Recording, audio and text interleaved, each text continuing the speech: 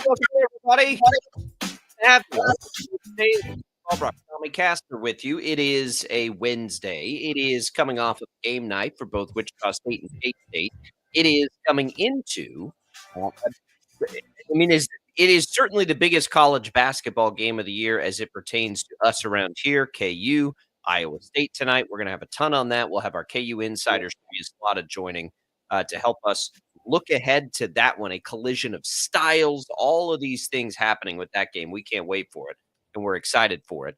We'll go back through the two games last night. The Shockers bounce back in the win column. Very good to see there. K-State, you thought they were going to have it, and they come up short late. Just couldn't get it done. We'll dig into both of those. We'll continue to look ahead to the Kansas City Chiefs this weekend. What do they need to do to get a win in the divisional round and take you around the NFL? And all of the other crazy things happening away from the field as coaching searches happen, and of course the other divisional games. Glad to be here with you today. Jacob Albrecht here alongside Tommy Castor. Tommy, how are you? Hey, we're ready to rock and roll today. Obviously, as you mentioned, a lot of college basketball last night. Good to see the Shockers finally bounce back and get a conference win. So looking forward to jumping right in. We got lots of ways you can get in touch with the program. Give us your thoughts on what you saw last night, your predictions on what you'll see tonight as it pertains to college basketball. You can do that by calling the KFH hotline, 869-1240, by leaving us video comments on our streams, which you'll find on Facebook, on YouTube, on X. Those are all available for you. You can also leave us voicemails if you're listening to us through the Odyssey app. You just click the little microphone. Very easy to get in touch with the program. Of course, you can always tweet at Tommy and I directly, and we can get to those as well. So we'll start with the good last night. Wichita State bounces back, win against Charlotte, 68-59. The bad, K-State falls at home again, 61-57 in a game you thought they had a chance at. They didn't score in the last 5:30 of the game. To be fair, neither team really did, and then Tech finally hit a bucket late. It was a really, really strange sequence there, but they can't get it done. But they bounced back and played much better. There's no doubt about that. But Tommy, I think it was a satisfying night of college basketball. I really wish K-State would have got that win. That would have been a very, very nice win. But at the least, they played much better, at least defensively and effort-wise, than they had been lately. I do think it was concerning, though, the fact that they weren't able to score in the final 5 minutes, because they had at various points in that game control.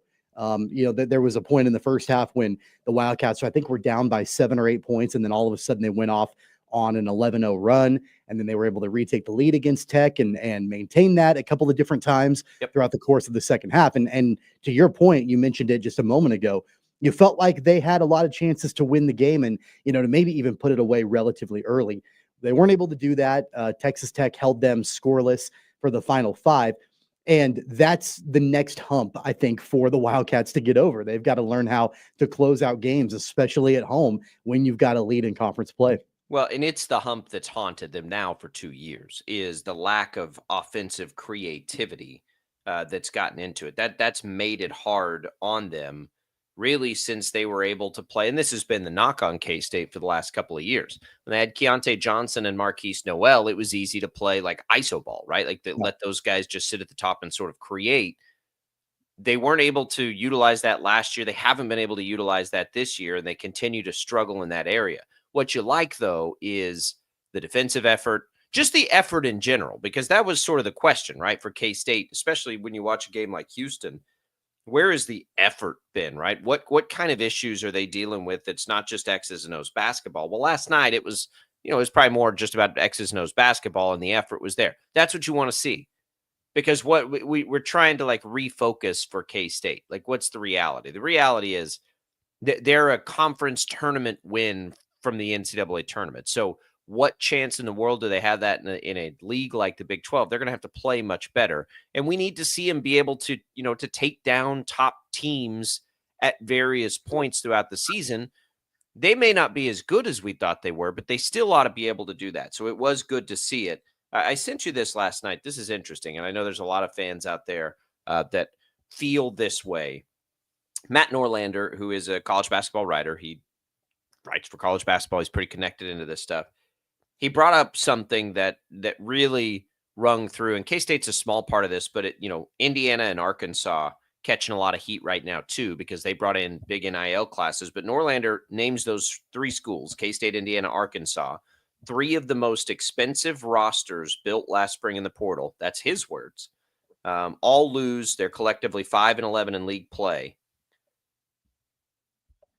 This is the detractors. This is where they go, Tommy. And look, I've had a lot of conversations about how this stuff fits together and how distracting could NIL be and what happens when some players earn more than others. And maybe I naively said, well, in the pros, they earn different amounts and do all these things too. I don't know how much of an effect that has. There are programs all over the country that have the same dynamic. I think, those three were all splashy this off season, but I think that comes with the territory. And probably we need a little bit more leeway when we're talking about program building for people, for everybody, coaches, administrators, players, to learn how to exist there. I don't know if it's going to be that way forever, but it's that way now, and it's a part of it. Like you've like, unless you're Bill Self, there aren't very many programs that are able to retain players for a long time anymore. And the players that don't and must rebuild, it's going to be a big part of the job now, is how do you put that stuff to the side away from the court and get the best out of these players like you would if it was 10 years ago.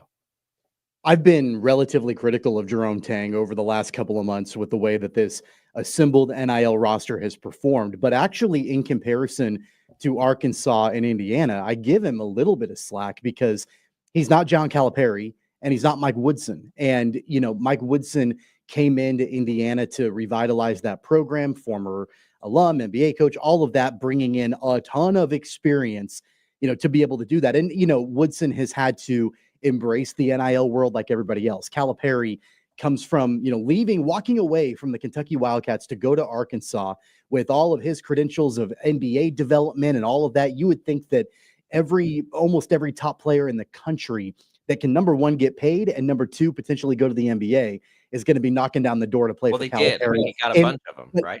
Getting them to win games Right. at Arkansas. So I actually, out of those three programs, I do give Jerome Tang and the Wildcats more slack, I think, than the other two, just because he doesn't have the longevity in the world of basketball like Mike Woodson does. He doesn't have, the overall player development NBA skill reputation that John Calipari does. It's kind of apples and oranges. And so I understand Matt Norlander putting K-State in that mix of those three schools just because of the amount of money that was spent on NIL for the Wildcats. But I do think it's a little apples to oranges with the other two compared to Kansas State. I don't know, man. We had Jerome Tang, rumored for that exact same job. I think there's a lot of things that happen when we try to evaluate the state of K-State's program, and a part of it is the expectation was set so high initially, internally, partly, right, like externally through what they achieved that year, but internally through the things that were being said at the time and the things that were said to the fan base, and they did spend a lot of money. Now, I don't know. We go all the way back to when the Coleman Hawkins signing happened. And I'm not here to pick on Coleman Hawkins because Coleman Hawkins is basically doing exactly what he's done his entire college career. Is that a misallocation of funds? Is that, like whatever, if you want to think about it from a pro standpoint? I think it's an overpayment, but it's a little bit relative because remember at the time, like I remember one of the first things I thought when they brought him in, and I'm looking at what he's done over his career. I'm like, was this a use it or lose it situation? Did they miss on some others and just had some extra money, so they made sure they got him? I think there's a decent chance that that's true. So, I mean, do we begin to think about college sports in terms of good and bad contracts like we do in the pros? I think you have to.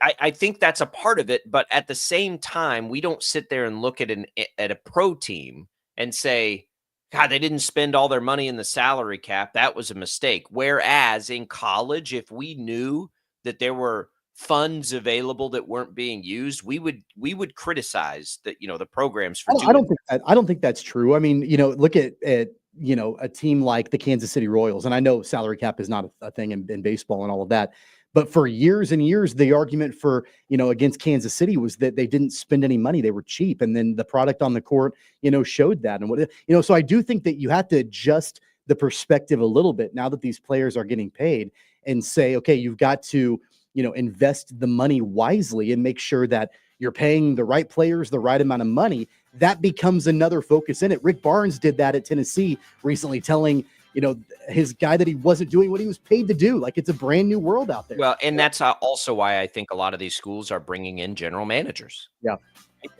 And that's why you see that. The coaches don't do that in the pro sports for the most part. We'll come back. We'll talk about the Shockers when we return. It's all Brockton Caster. It is a Wednesday. Don't go away. Sports Daily coming right back. 97. 66 counties, 4 regions, and 1 weather team that you can trust. Find Storm Team 12 every weekday at 5:30 on the KSCW. Whatever the weather and wherever you are, Storm Team 12 is zooming in, going zone by zone to give you a more in-depth look at the forecast and some science behind the storms so you know more. We're focusing on the forecast so you can focus on what's important to you. Storm Team 12 Weather Focus, 5:30 on the KSCW. The future of television has arrived. Next Gen TV is here with stunning video, movie theater quality sound, enhanced voice clarity, and interactive features, all upgradable for the future. Learn more at watchnextgentv.com. Sometimes people tell us, I don't get it, it's just tea. But let me tell you, we are so much more than just tea.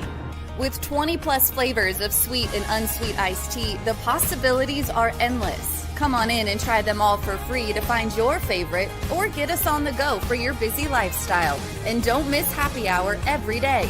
So the next time someone tells you it's just tea, tell them to come by and find out why we say, drink tea, be happy. Is the canvas of our imagination. They tell a story. Clouds affect the events of your day. Sometimes they growl, sometimes they inspire, but they're always the messengers of nature's mood written in the sky.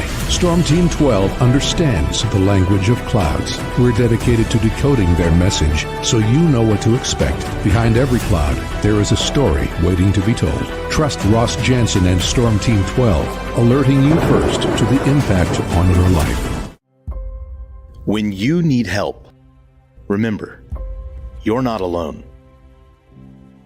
We are here. We are neighbors. We are together. We are Kansas.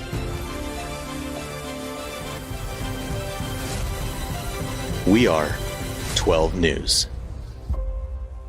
They say, What is GMFB Overtime? It's Peter, Jamie, Kyle, and Akbar breaking down the NFL 5 days a week. It's okay to be excited. It's this, that, and a whole lot of...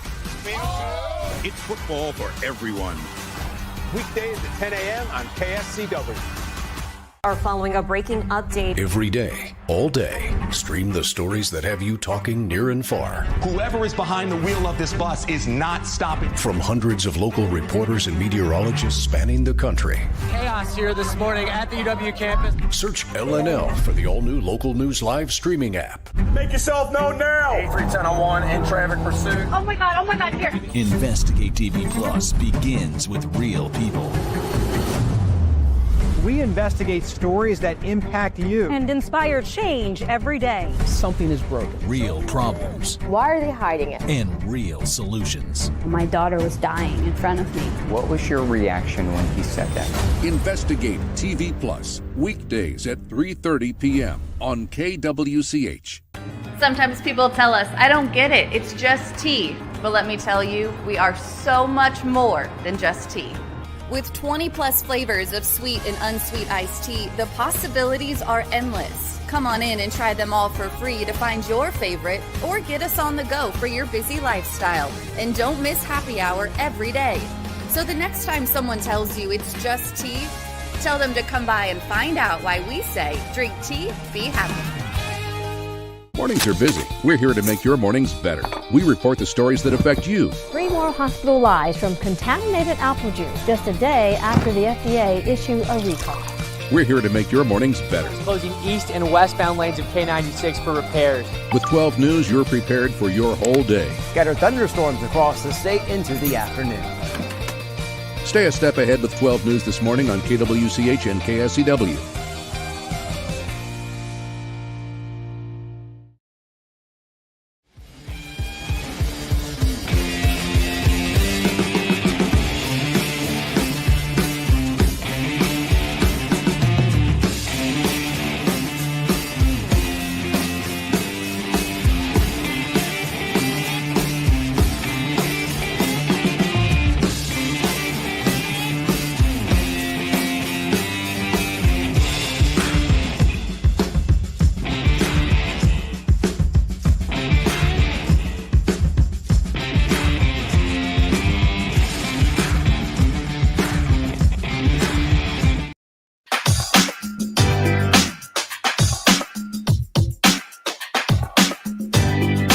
Hey, you want to win some HTO? You can do that right now by texting the keyword T to the short code 20357. That gets you a chance to win a free iced tea, a free coffee drink from the HTOs in Wichita or in Derby.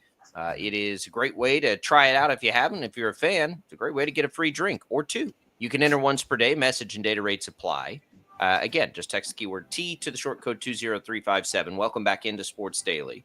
We're talking college hoops. As we should be today. It's a big college hoops day. We have KU getting ready to face off with Iowa State in what is sure to be a fantastic game tonight, at least on paper.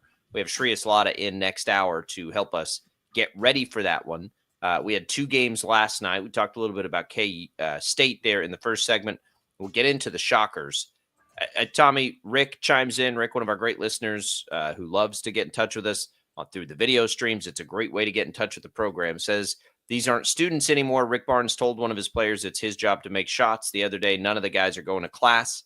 Look, I think it's unfair to say none of the guys are going to class. I don't think that's true at all.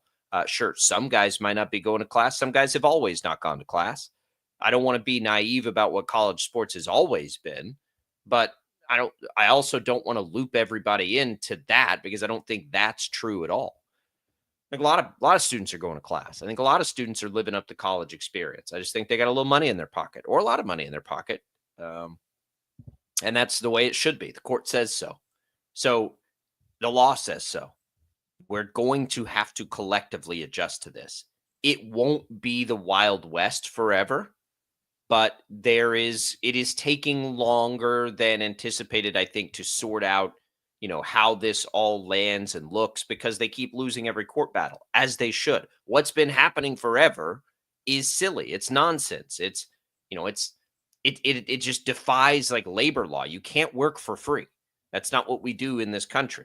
So we'll figure it out. There will be guardrails. There will be regulations. You'll see roster continuity as soon as they can figure out how to come up with agreements with players to keep them in place longer. That will help everybody. But until then, this is what we'll have. But I don't like that being an excuse, Tommy, because everybody has the same thing to deal with, right? Everybody's got it. It's not like one team is able to keep players longer and another is not. Like every coach across the country is dealing with the same set of circumstances. You either thrive in it or you don't. You have to retain or you have to bring in new players more quickly than you did before.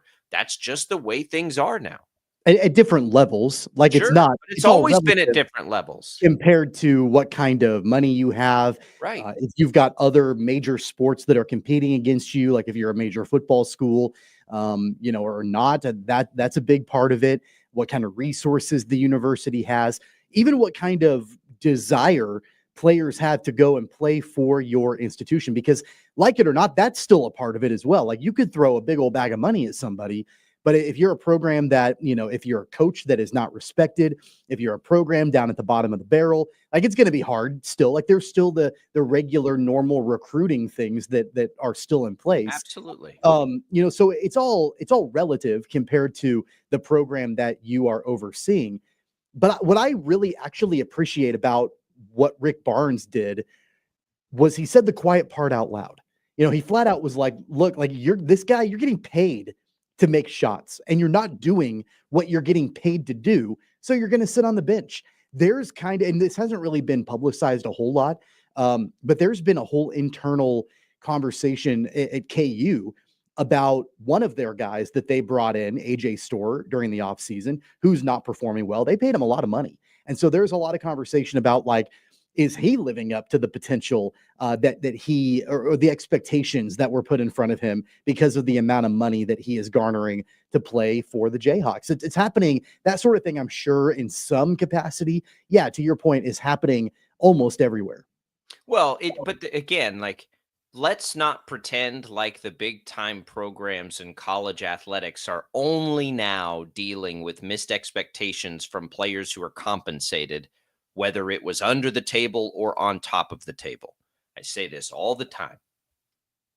I went to a very small school and I knew what was going on even there because I'm friends with the players, right? So everything scales up or down, but until now, it was never a part of the conversation, the hidden money that, oh, this guy's getting a bunch of hidden money and they're not no, like at some point you got to put that stuff to the side and it's still basketball or it's still football. Like, you still have to perform, right? We're just more open with how this works now. And it's bigger, right? Of course it's bigger. Like, the amounts are bigger and all of these things. But that doesn't change the fact that everybody's dealing with it to some degree. So you either thrive in it. I would love if social media went away, but I still got to utilize it and deal with it. It's a part of life now, right? Like, we all do professionally all the time. We don't like changes. How excited are you every time you get an IT training video changed at your office? Yeah. It's like the biggest collective sigh in the world when you see one of those. Oh, good. The system that we've been using forever that works just fine, let's change it. That'll be good. Like, nobody likes that, right? Yeah. But we have to deal with it. We don't get to just like sit back and complain about it. Oh, the good old days, we didn't have to, put two-factor authentication in to get into my computer. Like, yeah, the good old days, there were like duffel bags full of money that were under the table being handed to players, right? Like, those were the quote unquote good old days. Exactly. I love like throwing out old sayings and quotes and things like that. One that comes to mind is that change is inevitable, but growth is optional. And like, these things everything is going to change in every single sports league that we know of. Like, it's different now than it was even just a few years ago. The change is inevitable. It's just a matter of whether or not you can adapt to it. And you know what? The coaches that either can't or don't want to, they're not on the sidelines, or they won't be in short order. Like in college basketball, a large reason, I mean, like, these guys have been open about it. Guys like Roy Williams and Coach K. I think Jay Wright probably, falls into that category as well. Like, they either felt like they couldn't or they didn't want to deal with, and that's fine. Like, they got out of the way. Nick Saban in college football probably is that way also. Like, didn't really want to be in this new landscape. Totally okay. By the way, I love Nick Saban on TV. I think he's fantastic. So that's a win also. But I think that, like, instead of clutching our pearls, and like not wanting to still have this conversation because of some like traditions, or like, that's not the way college athletics. Like, this is the way that it is right now. And so let's be upfront and transparent and honest about it. And like in the case of K-State, it's okay to say that Coleman Hawkins, while he may be doing from a performance level what he's done over the course of his career, it's okay to have the conversation. Is he worth the money that K-State has paid him? And that's more of a question on K-State, I think, than it is on Coleman Hawkins. Right. But the alternative was to have the money in their pocket, not use any of it, and not have Coleman Hawkins. We don't know. I mean, well, but right. They obviously paid him very late in the cycle, right? And they set a record, I believe, at the time, according to some reports. So, but don't you think that, and that goes back to the conversation of like, we're not having these conversations as much in other sports, but I think it's because everything is kind of out in the open. Like in the NFL, you know exactly where your team's salary cap, where the salary cap is and where you are to, the cap, like the cap space that you have. Contracts are pretty transparent. You kind of know what everybody's getting paid, the terms of all of it, how it all works, how you can try to like, we speculate on that sort of thing all the time with the Kansas City Chiefs, how they work around the cap. Will they use that money? If so, how are they going to restructure things? That's the only difference right now in college athletics, is that stuff is not super out in the open as far as the way that these payers, not that the way that they're being paid, but like how it all is going down, what's left, all of that. That makes it harder to figure out exactly what, which way is up. I think, and ultimately it's the path to make it easier is for the leagues to come in and have their own sort of salary caps. But in order to do that, you have to navigate all the other stuff and make these contracts and not scholarships necessarily. And that's where this is ultimately headed, I think, because you've got revenue share involved now, and all that will get sorted out. It'll just take time, and it's confusing and it's complicated, and it's in the legal system in the hands of lawyers who get paid to complicate things. So it will be complicated, and it will take time. And we'll just have to, this is the reality we live in now, but it is the reality for everyone. It's not like it's just the reality for K-State. It's the reality to everyone. All right. Let's talk about the Shockers here for a second, Tommy. It's so funny, too, because K-State, it's like, oh, did they spend too much money? And then for Wichita State, we're like, oh, did they spend enough money? Like, you're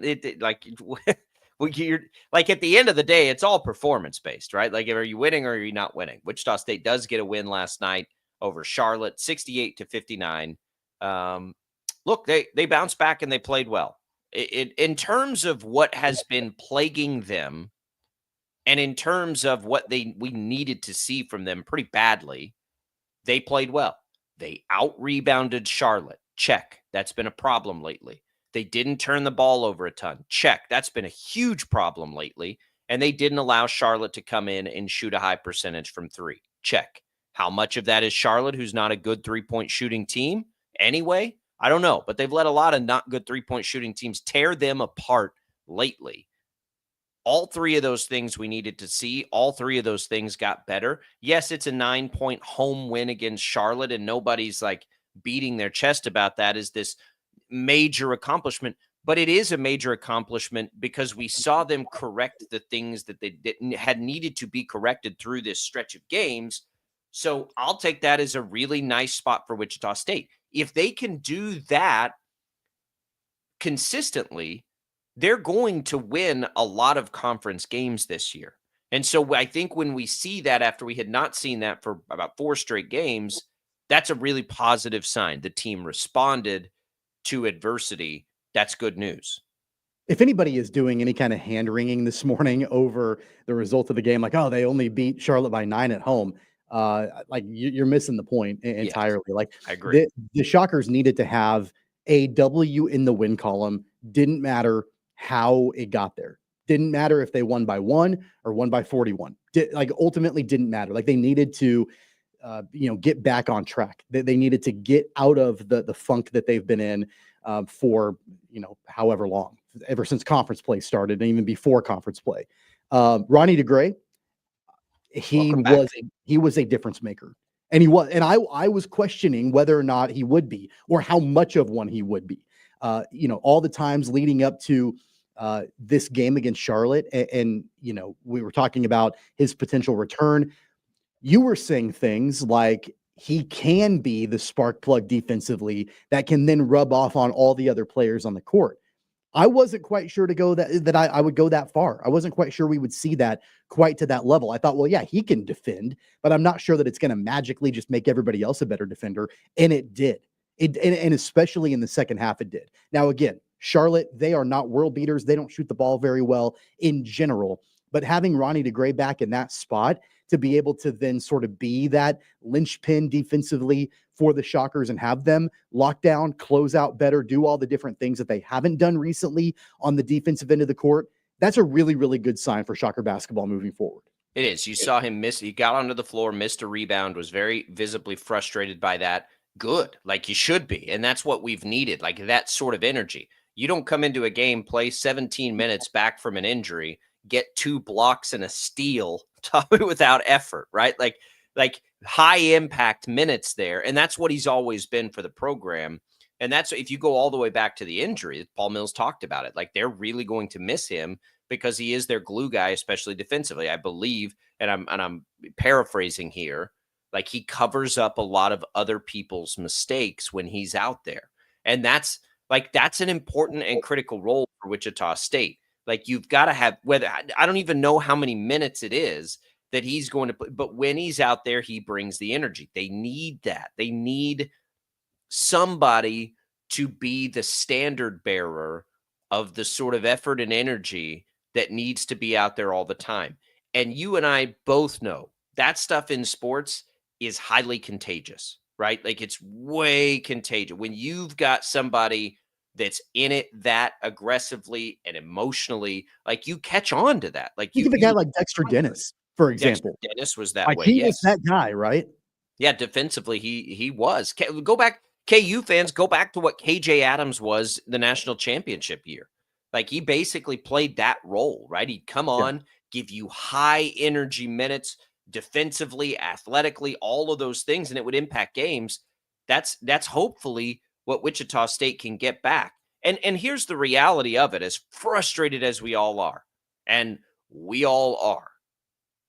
That stretch of games, Temple, South Florida, UTSA, 2 of those being on the road, if that comes in the middle of the season, Tommy, it's not nearly as unnerving, I think, as it is for Shocker fans to come at the beginning of the conference season because of what happened last year. And we know that they got off to the 0-6 start, and it snowballed, and it really, like, derailed the. So that's the fear there. So bouncing back, getting that done is a really positive, I think, thing for the program. Now you get another home game against East Carolina this weekend. You have to follow it up. Now you've got a couple of wins. Yeah, you got to go to Memphis, and you've got Memphis and North Texas in 2 of the next 3.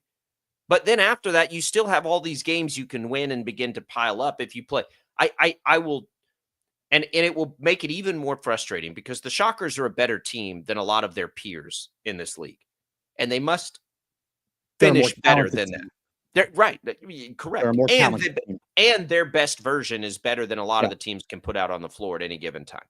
So anything that steers them back in that direction is a really positive development.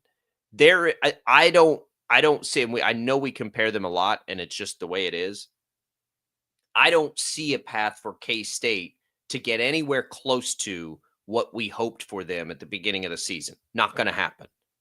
Wichita State can absolutely still get to the place that we thought they might get to this season. They totally can. They can play better. They can play up to their ability and finish near the, top 3-4 of the American. It's on the table. Is it going to be harder because they lost a couple of games they shouldn't have? Sure it is. You know what you have to do in that sense? Go win a couple of games that you shouldn't have. Go beat North Texas or Memphis one of the 2 times that you play them. Beat Florida Atlantic, who's the other team sort of in that mix metrically. They go win some of it, and they totally can. Of course they can, right? Like, if we know that they can do that. So it's I was very pleased last night just to see the things that have been plaguing them be corrected. Yeah, right? Like that's the big thing. You end up being able to, regardless of how it came about, to put a W next to this game. You've got East Carolina at home this weekend. Now, had they lost last night and, started 0-4 in conference play, and then all of a sudden you're kind of back in that snowball world because you've got East Carolina, Very different conversation. You've got North Texas. Like, all of a sudden, like, you're looking at a carbon copy almost of what happened at the beginning of conference play a season ago. I read an article. I mean, obviously, we all know Taylor Eldridge does a phenomenal job covering the Shockers, and he talked about the importance of having Ronnie DeGray back in the lineup for late game situations and late game defensive stops. I think back to the DePaul game when they just gave up a bunch of 3-pointers late in that game, and DePaul pulled away and ended up beating them. That had been an issue all season long.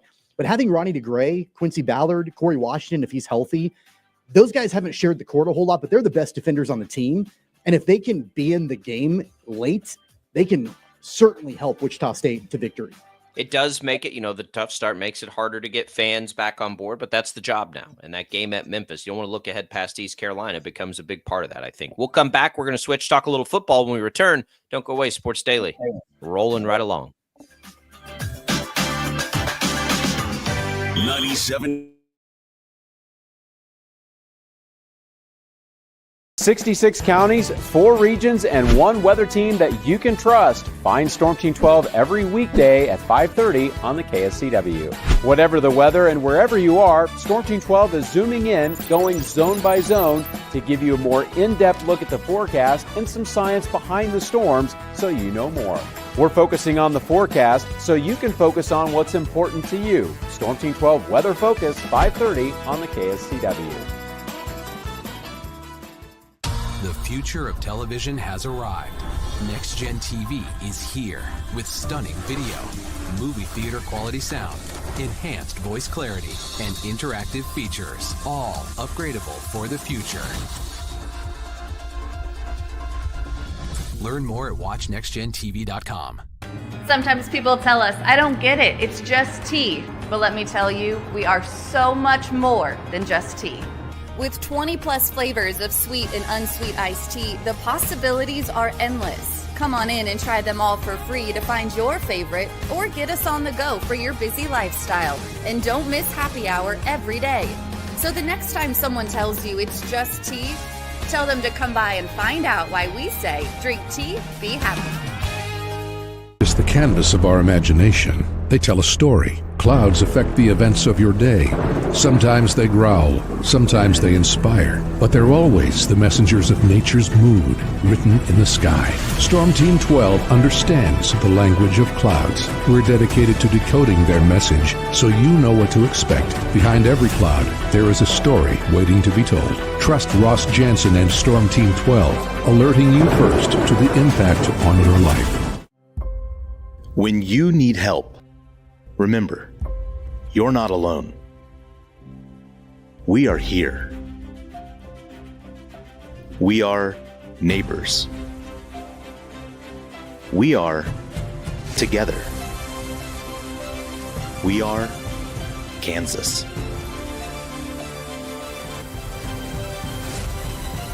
We are 12 News. What is GMFB Overtime? It's Peter, Jamie, Kyle, and Akbar breaking down the NFL 5 days a week. It's okay to be excited. It's this, that, and a whole lot of... It's football for everyone. Weekdays at 10 a.m. on KSCW. Are following a breaking update. Every day, all day, stream the stories that have you talking near and far. Whoever is behind the wheel of this bus is not stopping. From hundreds of local reporters and meteorologists spanning the country. Chaos here this morning at the UW campus. Search LNL for the all-new Local News Live streaming app. Make yourself known now. 31001 in traffic pursuit. Oh my God, here. Investigate TV Plus begins with real people. We investigate stories that impact you and inspire change every day. Something is broken. Real problems. Why are they hiding it? And real solutions. My daughter was dying in front of me. What was your reaction when he said that? Investigate TV Plus, weekdays at 3:30 p.m. on KWCH. Sometimes people tell us, I don't get it, it's just tea. But let me tell you, we are so much more than just tea. With 20 plus flavors of sweet and unsweet iced tea, the possibilities are endless. Come on in and try them all for free to find your favorite or get us on the go for your busy lifestyle. And don't miss happy hour every day. So the next time someone tells you it's just tea, tell them to come by and find out why we say, drink tea, be happy. Mornings are busy. We're here to make your mornings better. We report the stories that affect you. 3 more hospital lies from contaminated apple juice just a day after the FDA issued a recall. We're here to make your mornings better. Closing east and westbound lanes of K96 for repairs. With 12 News, you're prepared for your whole day. Scattered thunderstorms across the state into the afternoon. Stay a step ahead with 12 News this morning on KWCH and KSCW.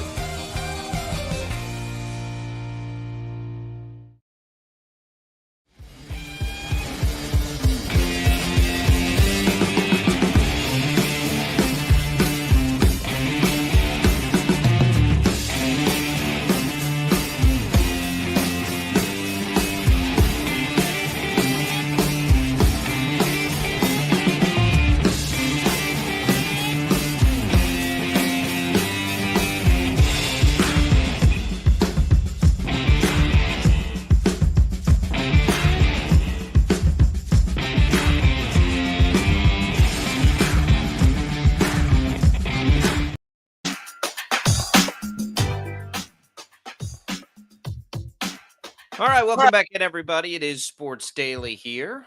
Thanks to Prairie Fire Coffee for keeping us fueled up each and every morning here at KFH on all of our Odyssey family of studios. You need it this time. It's cold outside, although we're going to get a little warmer today. I got to tell you, Tommy, like I ice like this, like I can't. So our driveway doesn't get sun. Like the only time we get sun is very, very early in the morning. Of course, it's not warm enough for that to do anything. I cannot get through the ice in our driveway. It's like, I don't know if you're watching in the videos, it's like this thick. It's like, what is that, an inch and a half? Like it's wild. Like you can't get through it, like your car won't get through it, or you no, can't like I can't get it shoveled. Oh, you can't get it So shoveled, here's okay. my plan today. I'm gonna go out and please, if this is a horrible idea, because I am not handy in any way. Like I'm good at yard things, and that's my skill level. But so if this is a terrible idea, somebody stop me. But like I'm gonna go out with a hammer today, and I'm just gonna start hammering that ice to try and break it up and get it. I don't know what else to do.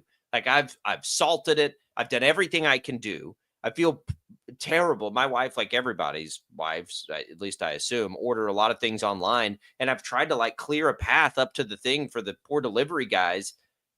And it's brutal, man. Like I'm that's my plan. I'm going to go out with a hammer today and try and just like break all this ice because it won't melt and I can't get it shoveled off. That's better than what I thought you were going to say. I thought you were going to say that you were going to find a flamethrower and take it out and just light. I wish I had one of those. Yeah, like if I lived like I used to back in the country, I'd take a lighter and some hairspray. Right. Seth, see, this is why I love our viewers. Seth says hammering could cause spalling. Be careful. I have no idea what spalling is. This is my fear, right? That I'm going to get so frustrated that I'm going to go do damage somehow. Here's what I appreciate about Seth, though. Google what spalling is now. Do you realize how quickly he typed that in? Like that was a panic type. Because yes, I know it. Now I'm nervous. 10 seconds ago, heard you say that you were going to get a hammer, and he's like frantically typing out a message to you, like, "Do not do that." Hey, idiot! Don't do that. Like that's a terrible idea. Google tells me that spalling describes areas of concrete which have cracked and well, just basically cracked and crumbled. So we're not going to do that with a hammer. Thank you, Seth. He says a flamethrower could cause spalling too. Well, I guess we're going to have to rely on the sun then, because and I don't get any of that. Maybe we'll rely on the warmer temperatures to the point today. We'll get those today and tomorrow. Man, like this ice sucks. Like we've had to replace like a top of the roof unit fan blades that have frozen up. This has been a really expensive storm for everybody that just thinks I hate the cold, which I do hate the cold. Like these cold stretches cost me a lot of money. I hate them so much. That can be enough snow. Let's get some rain in here, or wet snow that just melts the next day. Man, this storm has been a pain in the butt. Thank you to all of the people that get out there and work in it to help us try to live our lives a little more like normal.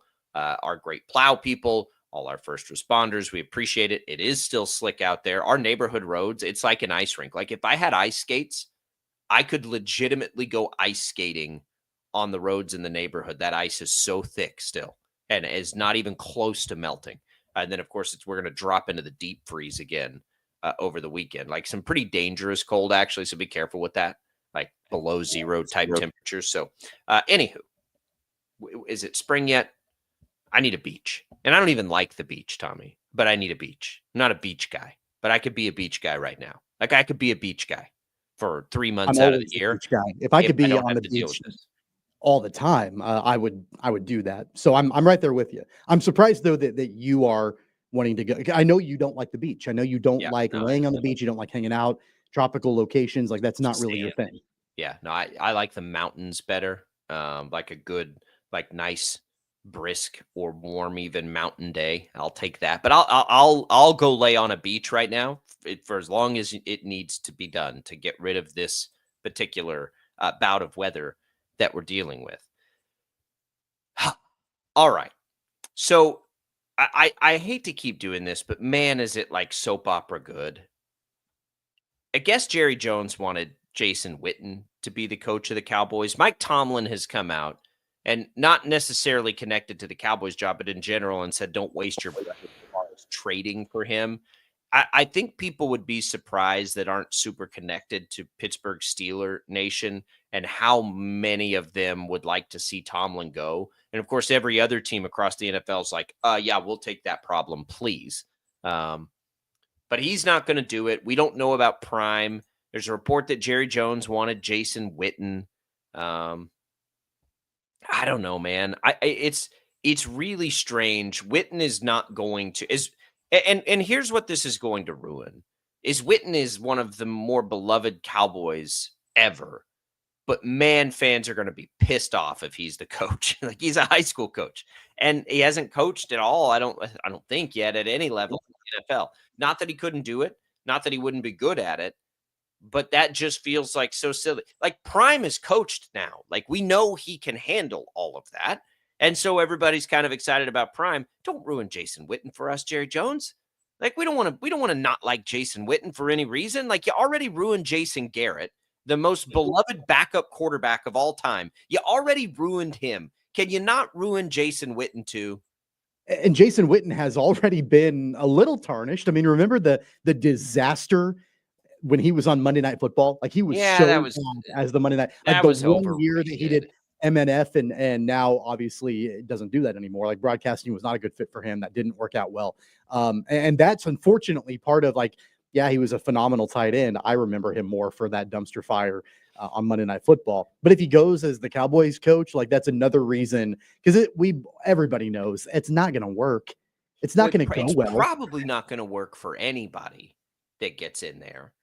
So don't ruin that guy. Like, Prime is bulletproof, I think, to some degree in his lore, but you can't mess with Jason Witten's lore. He's one of the greatest tight ends of all time. He's all like, you're going to ruin him.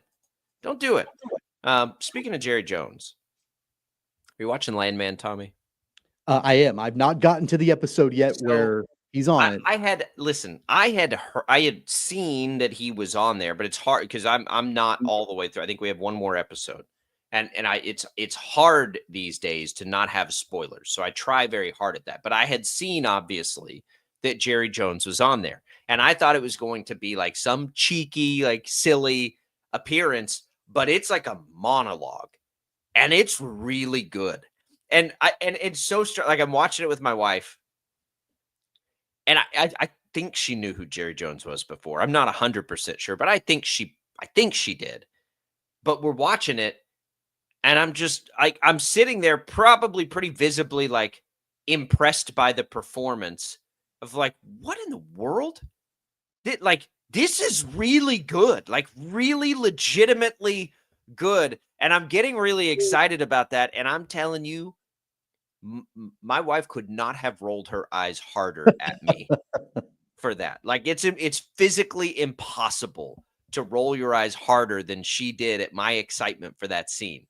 But I need you to watch it with all, like, Jerry Jones thoughts to the side, and just watch it for what it is, and tell me you're not impressed by it when you get to that episode, because it's legitimately good.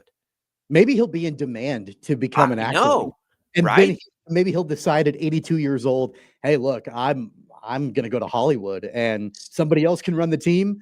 And then maybe they'll have a better chance to win a Super Bowl. So remember my wacky conspiracy theory, like, through the months and months ago, and I wish I could find it. Like, a lot of this stuff is happening, Tommy. Like, they get rid of McCarthy, right? They trade away Dak. They draft Shadur. They make Prime the coach. And a part of that conspiracy theory was that he and Vince McMahon ride off into the sunset with this old man reality show, and somebody else steps in as general manager. Like, I'm not, some of this stuff, like, we're getting closer. We're getting closer to that reality. And maybe that's what it is. Maybe somebody comes calling and says, we just got to have more of that, Jerry. Because it really was good. I can't wait for you to see it. Are you like a film snob guy? Because I'm not. I'm the most opposite of that you can be. You're probably somewhere in the middle. Like, I usually get annoyed with the Oscar nominations because I'm like, nobody's heard of these. There's no way these are the best movies that were made. Nobody watches them. Are you film guy? Like, No. Do you say film or movie? Well, No, I'm a movie guy. If it tells you anything about how I feel about movies, I'm really excited for the Mark Wahlberg plane movie. When Yes, he's the hell yeah. Yes. I'm really excited about that. Yeah, okay, good. I'm We're on not the a same page there. Okay. yeah, I don't watch the Academy Awards. Like, I might know who won, but like more often than not, I haven't watched any of the nominees. Maybe one of them if I'm lucky. And it doesn't mean I don't like those. Like, I know there was one a few years ago, that Parasite movie that like took the world by storm, that was like in Korean or whatever. And it was actually really, really good. And I'm like, okay, I totally understand why that won the Oscar. But more often than not, I'm usually not in that camp. For me, it's probably been about since the Lord of the Rings movies were big Oscar movies that I was, Like, give me Mark Wahlberg, give me The Rock. Yes, give me, yes, please entertain me. I like. If there's a Liam Neeson movie, like I'm on board. I'll never forgive one of my coworkers for making me go watch. We finally had like a movie date night, and this was before movies had sort of made their comeback. And I'm like, man, and he's a film guy, right? Like, you got movie guys and you got film guys. We're both movie guys, and I appreciate that. But he's like, oh, you got to go see. I don't even remember what it's called. Something about licorice something. Yeah. And he's like, you got to go see it. And so we go watch it. And it was one of the biggest wastes of time of my life. I was like, what is happening? This is not good. This is like objectively not entertaining in any way whatsoever. And I was so mad at him for that. And that's the way I feel about most of those movies. Not all. I see that, I like a thinker. Like, I like good movies, but I don't like bad movies that somebody tries to tell me are good when they're not. That's what I don't like. Who would play Jerry Jones in a movie about himself? Jerry Jones. But I know like, this not now. Jerry Jones. Like, would it be somebody else? Like, who could it be? Well, you can't. Billy Bob Thornton could do it. Billy Bob Thornton. I'm watching the first name that came to mind. Like, he'd be a great Jerry Jones. Yes, he would. Yes, he would. It's so like I'm far more into TV shows now than I am to movies. Yeah, they're easier. Like, I can get to them. I love movies, but like I'm ready for the next Star Wars movie, or that kind of thing. Like, I took a film class in college, and I was like a pariah in that room. We went around the room, and I had to take it. It was an elective. Like, I wasn't trying to be a movie producer. And we go around the room, and like, no offense to film people, but like, there's some stereotypes here. Okay, so picture a room full of film people, and I was probably the only like movie guy in there. And we go around the room, and they're like, "Oh, what's everybody's favorite movie?" And everybody's going through it, and there's a bunch of movies I'd never heard of, and like some I had, and I'm like, "Yeah, that's probably all right." And they get to me, and I'm like, "It's Dumb and Dumber." And I mean, you would have thought that I punched somebody's grandma. The looks I got, like, that can't be your favorite movie. Like, that can't be your favorite movie. Like, it can't be. And I'm like, well, it is, because it's the best movie I've ever seen. And that was the last day you were in that class, right? No, I stayed. I stuck it through and listened to why I should like certain movies and why I shouldn't like certain movies. And I'm like, this feels like a subjective topic. Like, why? Dumb and Dumber, like, Dumb and Dumber is a modern day Citizen Kane. It's a cinematic masterpiece. Yeah. Tell me what I should like and not like. I don't like to be told things to do. Anyway, Jerry Jones is fantastic in Landman. I can't wait to hear your opinion on that. Glad you're a movie guy. Makes me feel better this morning. We're coming back. Hour number 2 of Sports Daily. Don't go away.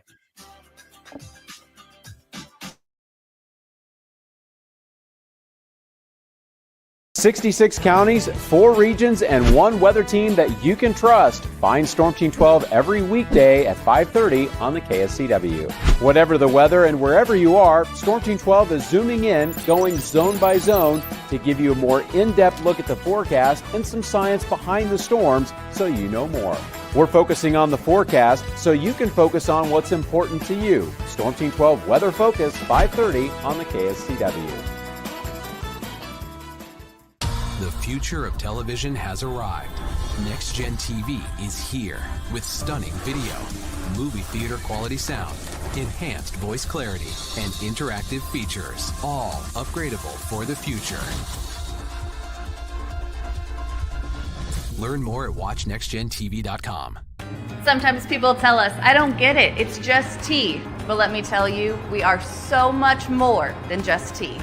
With 20 plus flavors of sweet and unsweet iced tea, the possibilities are endless. Come on in and try them all for free to find your favorite, or get us on the go for your busy lifestyle. And don't miss happy hour every day. So the next time someone tells you it's just tea, tell them to come by and find out why we say drink tea, be happy. Is the canvas of our imagination. They tell a story. Clouds affect the events of your day. Sometimes they growl, sometimes they inspire, but they're always the messengers of nature's mood written in the sky. Storm Team 12 understands the language of clouds. We're dedicated to decoding their message so you know what to expect. Behind every cloud, there is a story waiting to be told. Trust Ross Jansen and Storm Team 12, alerting you first to the impact on your life. When you need help, remember, you're not alone. We are here. We are neighbors. We are together. We are Kansas.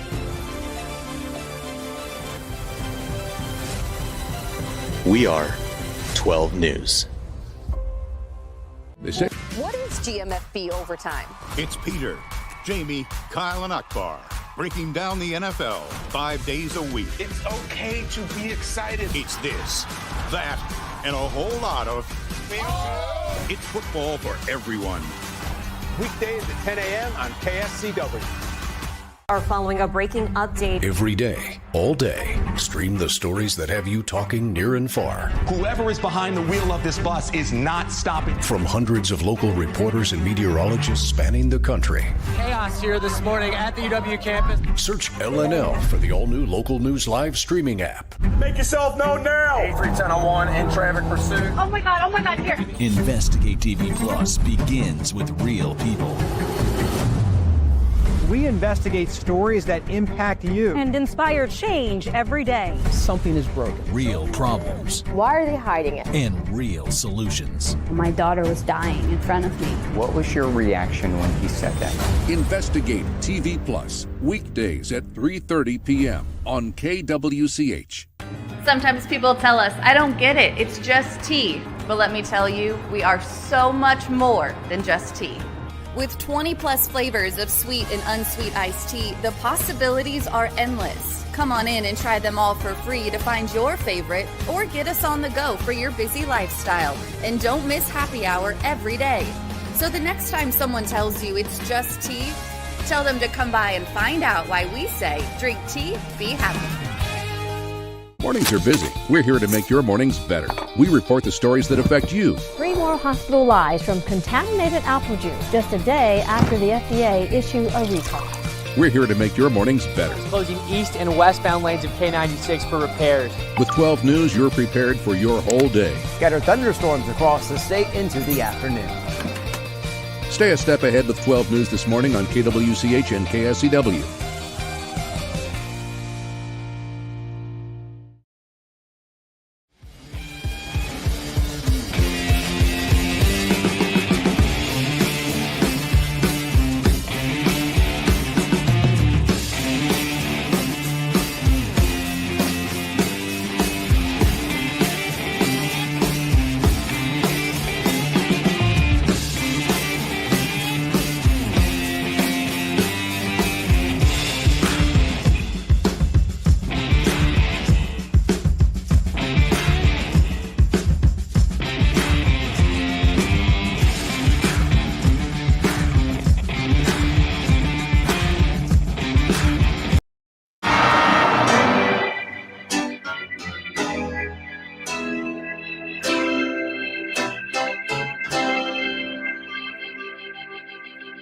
Now, from Wichita's most listened to sports radio, 97.5 and 1240 KFH. This is Sports Daily with Jacob Albrecht and Tommy Kester.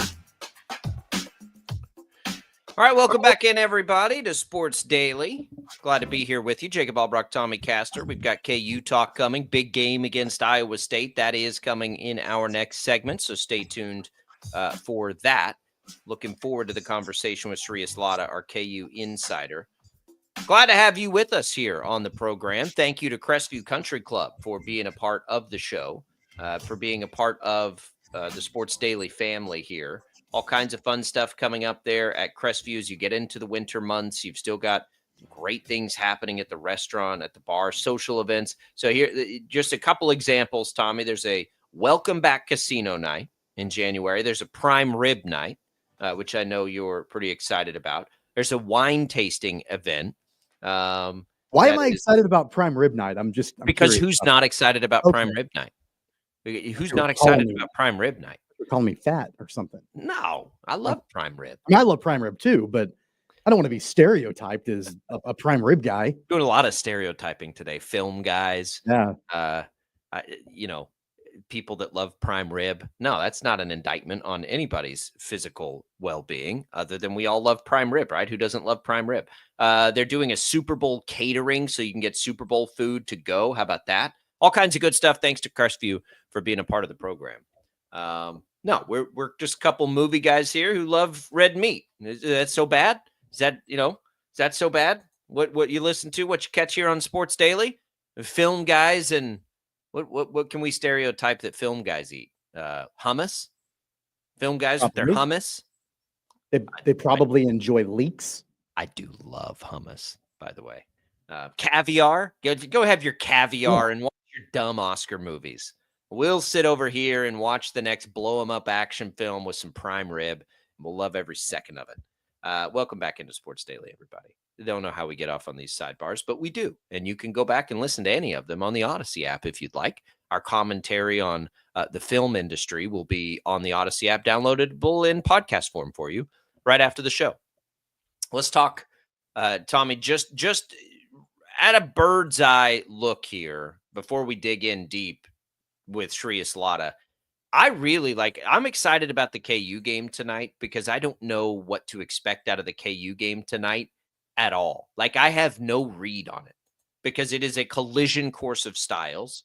We know what both of these teams are really good at when they're at their best, and they, it's like oil and water. Like they aren't the same team. And so how does that play out in Ames tonight? I honestly and legitimately have no idea what to expect. One thing that Iowa State is really, really good at, I mean, we know how they can score in droves really quick.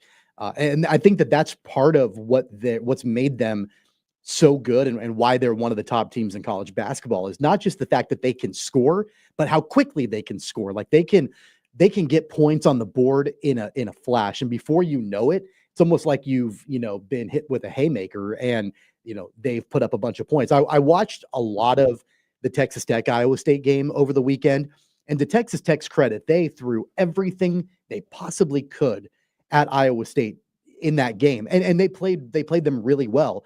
It took a last second or millisecond shot by Iowa State to tie the game and force it to overtime. And then the Cyclones ultimately won. And it shows the resilience of the Cyclones and what TJ Otzelberger has built there, that culture in Ames. But, credit to Texas Tech for the game plan.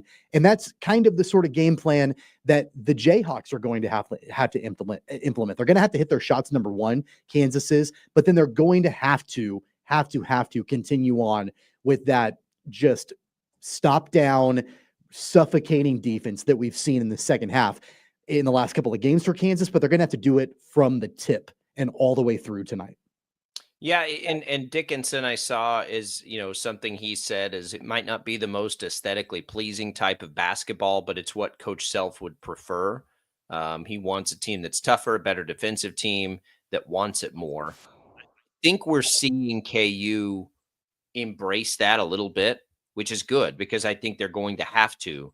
I have not seen like a full wire-to-wire Iowa State game yet this year. But I know how highly people think of them. There's a lot of chatter that this is Otzelberger's best team at Iowa State, and we know he's had some really, really good ones. And so I can't wait to see is Hunter Dickinson. How does he hold up in a game like this against a team? Like if I'm Iowa State, I want to run him as much as I can run him, right? And then is Flory Badunga going to be able to be on the floor and play meaningful minutes against a team that's as high octane as them? That's the kind of stuff. I don't know whether I think KU can go to Ames and win this kind. I mean, of course they can. Is it only through a path of kind of gumming it up and keeping it low scoring and doing all those things? That's kind of what I want to know. Like, You got to get them out of rhythm. I mean, that because again, Iowa State plays obviously kind of offensive game where they're in that when they get in that rhythm and they're clicking again, they can put up buckets of points in a really short amount of time. So KU defensively, they've got to jump passing lanes. They've got to be disruptive. They've got to do the different things to try their hardest to get Iowa State out of their offensive rhythm. But don't you want to see if KU can keep up in a track meet? Like, don't you No. like that test for them? No, I know we don't. I know we don't prefer them to play. That, No, but I understand we don't like to see them because they typically don't. Right? Their wins. Here are their point totals in their. If you go back, you got to go way back here. But their point totals in those wins are lower than what we're accustomed to. And so like that's the path for them. We know that's the path for them. I know that's the path for them. We get on here and say it all the time. Like they need to be a lower scoring team. They scored a ton against UCF. I don't know how much to make of that one. And then you had Brown, right, which I think you can sort of take to the side, but it was 74 points in a win against Cincinnati, 54 against Cincinnati. Against Arizona State, 74, Arizona State, 54, Cincinnati. And then you had 75 NC State, 75 in the Duke win. They got up there in the North Carolina win, but it feels like that's more of their wheelhouse. But I do want to see just if they can do it. If this game turned into a shootout, what if it's going to take 80 to win this game? I want to see if KU can do it. Right? I want to see if they're forced to, if they can play in a game like that. Do they have enough shot makers? Can those guys step into that role and do that? I don't think they want to do that. I don't think if we're drawing up a game plan, that's not the game plan for KU. But you never know what's going to happen in the most meaningful games in a season, especially in the NCAA tournament. Does this team have it in them in a track meet to put it together enough to win a game like this? I'm still curious. They did early in the year, but it's been a long time since we've seen them be able to hang in that kind of environment. Well, look, this is an Iowa State team that is averaging just over 86 points a game. So, like, again, their offensive prowess is off the chart. They're one of the best offensive teams in college basketball. I put them up with Auburn. I mean, there's a reason why Iowa State is, number 2 and Auburn is number 1 in the nation, because both of those teams can score a bunch of points. So it may very well take 80 points to win the game. There's not a chance that Kansas can limit Iowa State to what they did against Cincinnati. Like, that's an outlier. The defensive effort was phenomenal, Sure. But Cincinnati scored 40 points at home over the weekend. Iowa State ain't scoring 40 points in Ames. Like, that's not going to happen. But if Kansas can shave off 10 points off of their average points per game, and get Iowa State to score around, I don't know, in the low 70s, 70 to 75, then you're gonna need a great offensive effort again from the Jayhawks to be able to compete against that. If the defense isn't there for the Jayhawks, like we've seen in the last couple of games for them, then I think Iowa State shouldn't have an issue with getting up to where they average offensively in the game. That's why I say, going back to my original point, we've seen fantastic second half defensive efforts from the Jayhawks, but they're going to need it from the tip tonight. So Vegas has an implied total, basically an implied score here of 75-69 Iowa State. So it's betting that Iowa State will win a lower scoring game, which is interesting. It's a credit to Kansas's defense. Well, I know what I'm saying is, so if you see a 144 and you see a -6, you're looking at 75-69 as an implied score of the game. I think if it stays that low, like if the under hits tonight or if it's right at the number, I think KU will win the game. And I think that lends itself to what we're talking about. It is interesting, though. See a track meet because I don't think that. No, Kansas I don't want to see. I don't want to see game. Like, I'm not sure that's. Don't misunderstand. I don't want to. I know that that's not the path, the easiest path to a KU victory. There is a part of me though that does want to see KU before we get to the end of this season tested in that way, like tested to keep up in a track meet type of game, because What I don't know for sure, I know their best way to win a game is through their defense. That's any team in college basketball, right? I don't know if it's the only way, and I kind of want to know if it's the only way. Like, must they play that level of defense? Or what happens in a game where you're playing great defense and a team is just hitting all their shots, which happens. It definitely happens on the road in a big-time conference game late at night. So if they do what they're supposed to, but Iowa State still shoots well, can they still win that game? We'll talk more about it. Shreyas Laddha coming up a little later in the hour here. But it is a fascinating game tonight. We'll continue to talk about it on Sports Daily as we make our way through.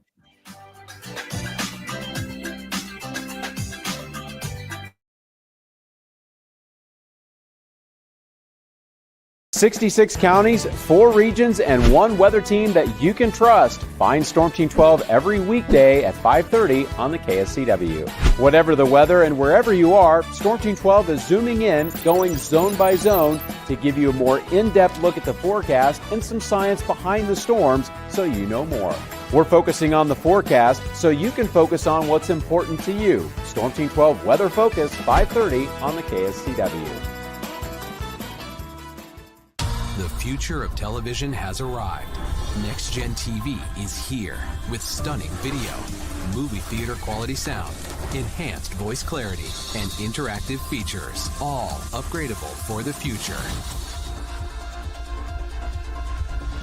Learn more at watchnextgentv.com. Sometimes people tell us, I don't get it, it's just tea. But let me tell you, we are so much more than just tea. With 20 plus flavors of sweet and unsweet iced tea, the possibilities are endless. Come on in and try them all for free to find your favorite or get us on the go for your busy lifestyle. And don't miss happy hour every day. So the next time someone tells you it's just tea, tell them to come by and find out why we say, drink tea, be happy. It's the canvas of our imagination. They tell a story. Clouds affect the events of your day. Sometimes they growl, sometimes they inspire, but they're always the messengers of nature's mood written in the sky. Storm Team 12 understands the language of clouds. We're dedicated to decoding their message so you know what to expect. Behind every cloud, there is a story waiting to be told. Trust Ross Jansen and Storm Team 12, alerting you first to the impact on your life. When you need help, remember, you're not alone. We are here. We are neighbors. We are together. We are Kansas.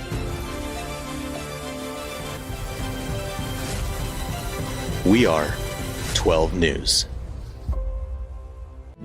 What is GMFB overtime? It's Peter, Jamie, Kyle, and Akbar breaking down the NFL 5 days a week. It's okay to be excited. It's this, that, and a whole lot of... It's football for everyone. Weekdays at 10 a.m. on KSCW. Are following a breaking update. Every day, all day, stream the stories that have you talking near and far. Whoever is behind the wheel of this bus is not stopping. From hundreds of local reporters and meteorologists spanning the country. Chaos here this morning at the UW campus. Search LNL for the all-new Local News Live streaming app. Make yourself known now. 31001 in traffic pursuit. Oh my God, here. Investigate TV Plus begins with real people. We investigate stories that impact you and inspire change every day. Something is broken. Real problems. Why are they hiding it? And real solutions. My daughter was dying in front of me. What was your reaction when he said that? Investigate TV Plus, weekdays at 3:30 p.m. on KWCH. Sometimes people tell us, I don't get it, it's just tea. But let me tell you, we are so much more than just tea. With 20 plus flavors of sweet and unsweet iced tea, the possibilities are endless. Come on in and try them all for free to find your favorite or get us on the go for your busy lifestyle. And don't miss happy hour every day. So the next time someone tells you it's just tea, tell them to come by and find out why we say, drink tea, be happy. Mornings are busy. We're here to make your mornings better. We report the stories that affect you. 3 more hospital lies from contaminated apple juice just a day after the FDA issued a recall. We're here to make your mornings better. Closing east and westbound lanes of K96 for repairs. With 12 News, you're prepared for your whole day. Scattered thunderstorms across the state into the afternoon. Stay a step ahead with 12 News this morning on KWCH and KSCW.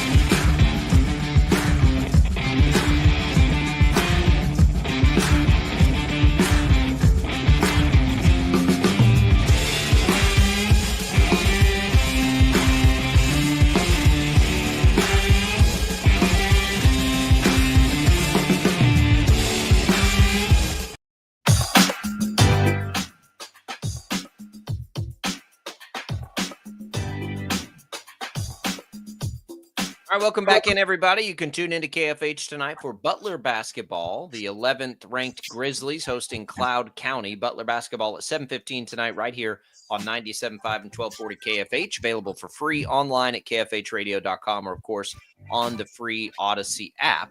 Welcome back in, everybody. Thanks to those watching us on our video streams right now. You can leave us your comments there. Facebook, YouTube, X, and 12 News connected. Glad to be able to get in touch with you. Listen. We've got home safety tips coming from the YouTube feed right now that I really appreciate, Seth, keeping me from cracking my concrete. I'm so frustrated at the ice, I'm ready to go take a sledgehammer to it. But Seth warns me not to do that. And so I won't. And I'll try to be patient. Not one of my great skills with this ice. I'm ready for it to be gone, and I'm ready to get to the pool as quick as I can. Tommy, welcome back in here. It's sort of the eve before the storm for the Chiefs. Anticipation building. I was talking in the office yesterday. I am having a hard time finding the path for the Texans in this one. It's now 8.5 points to the Chiefs. I don't know about that line. That's a big line. But I really like the Chiefs in this game. And it's kind of starting to make me nervous a little bit for the Chiefs, that it feels like this is a game they should win. I don't want to say easily. That's a stupid thing to say, but it just feels like a really, really good matchup for the Chiefs. The bottom line is going to be, how can the Chiefs really neutralize the pass rush from Houston? Because one thing that the Texans have going for them is that they just faced the Chiefs a couple of weeks ago, and they know that, there are some areas that are going to be susceptible on that offensive line. So it's really it's going to be that chess match, I think, about how can Kansas City make sure that Will Anderson Jr. and Danielle Hunter can't get to Patrick Mahomes. We talked about it yesterday, the quick strike passes, leaning on the running game. Really Patrick Mahomes can't hold on to the ball for long. He's not going to have a lot of time, I wouldn't think, to be able to let a lot of big plays develop downfield. I don't think they're going to call a lot of those plays downfield, just because you've got two guys on both edges for Houston. They can get after you. And so they're going to have to do a really good job, I think, of making sure that they can neutralize that, because that was an area that Houston did really well last week when they played the Chargers. So I want to take you through a stretch. We're talking about Houston's pass rush, and it is very, I think it's pretty clear that is the great danger of this game for the Chiefs. So I've got it up by game this year of sacks allowed. And this doesn't take into consideration pressures, just sacks. And so it's not foolproof, because we know Mahomes is pretty good at avoiding sacks, but it gives us some idea of what I'm thinking on this. So if you go back to the Buccaneers game, right? And so we'll go back there basically since November. Here are the sacks allowed through a stretch: 4, 4, 2, 5, 5, and 3. And the 3 was the Chargers. Mixed in there is the Buffalo loss. Since then, though, from December 15th, their last 3 real games, I'm gonna take out the Denver game, in which they allowed 5 sacks, because it's irrelevant, really. 0, 1, and 0. It's no surprise, Tommy, that those are the 3 games where where we saw the Chiefs sort of eke by and squeak out all these games in the wacky ways that they did it. Well, that stopped in that game against the Browns, right? And 2 of those teams, the Texans and the Steelers, were playoff teams. All 3 of those teams featured dynamic pass rushers. And they allowed 0, 1, and 0 sacks in those games, which led to a 14, an 8, and a 19-point win. It's pretty clear what the difference for the Chiefs has been lately is that they're not giving up sacks. What now? Is that because their offensive line all of a sudden figured it out and became this dynamic offensive line? Of course it's not. Now, Joe Thuney moving over did have something to do with that. That's about the timing and so that's been better. But the bigger progress has been the way that they play offense. We have screamed from the rooftops all year, run the ball because Mahomes is getting killed back there. Well, they've done that more. They have done that more. Now with Isaiah Pacheco back, they've maybe not to the level they were last year, but they are running the ball a little bit more, but they're getting it out of hand quickly and getting his playmakers back has helped. The evolution of Xavier Worthy is not that far off, Tommy, from that exact same timeline. His ability now to become a part of that quick strike offense, which, oh, by the way, was exactly what Rashee Rice did last year to help this offense. Happened a little bit later for Worthy, but he's doing the same thing for the offense. And so, like, all of those things line up now to where this top absolute, no doubt about it, number 1 liability for the Chiefs this year thing has been neutralized to some degree now because they've redesigned the way they play offense. I don't anticipate that changing. Does that guarantee them wins against team with good pass rushes? No, because Houston just needs one big play through a pass rush to force a turnover. You're still nervous about it, but far less so than we were a month ago. Well, I guess it's been a while since the Chiefs have played. And it's obviously Xavier Worthy coming along, but it's having the sure hands of DeAndre Hopkins when you need a third down. You've got a couple options. You can go to Travis Kelce. You can go to DeAndre Hopkins. And there's that level of trust from both of those guys that, are in place, which is huge. But then don't discount Hollywood Brown being able to be healthy in the playoffs. We saw him sort of come on the last couple of weeks of the season, and it was the Chiefs getting him ramped back up to game speed, all of that. I anticipate he'll be let loose starting this weekend and throughout the playoffs. I mean, that's why I think this is let loose. I think we thought of him, and I did this too, and I do think that's the way it started. His role initially this year, before Rashee Rice's situation, we had some clarity there before the Hollywood Brown injury, before everything, was going to be this team's deep threat as he developed as a rookie. Well, guess what? Like, he didn't have a chance to do that and they tried early and it was fine, but that's not ultimately what he's been. And it's made him a better player.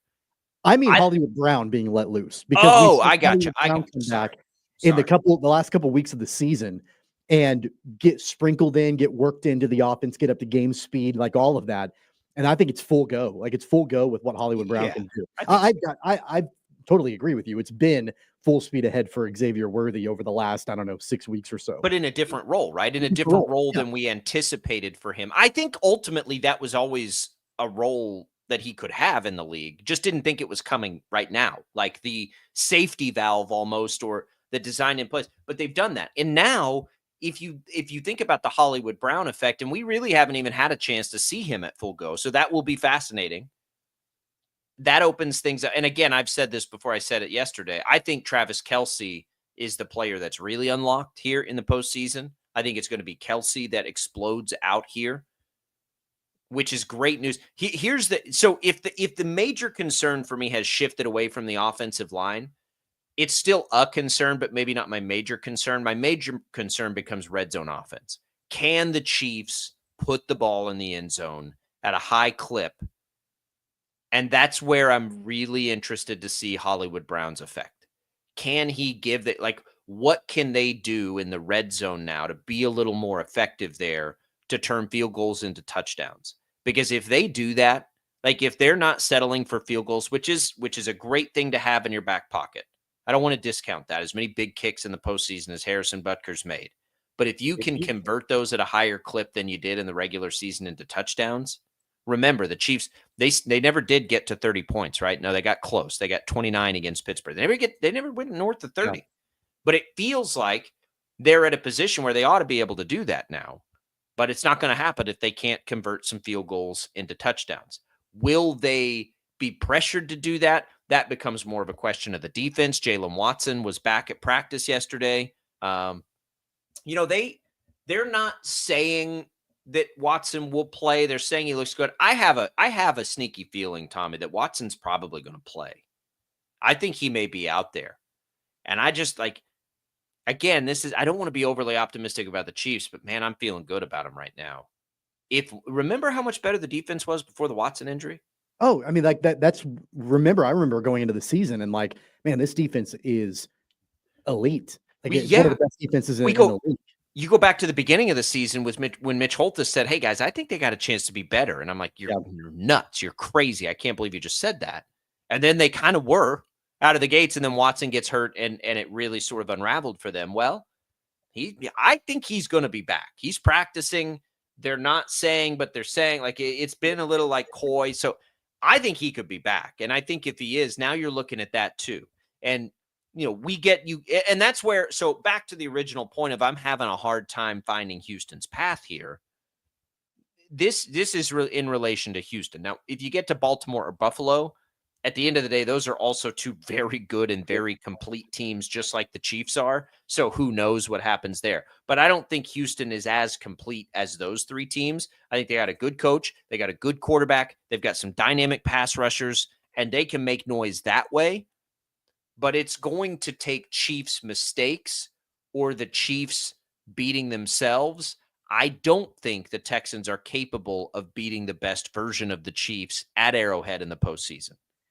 Texans weren't able to beat them a few weeks ago, when they played. And that was a Chiefs team that had, definitely injury concerns at that time.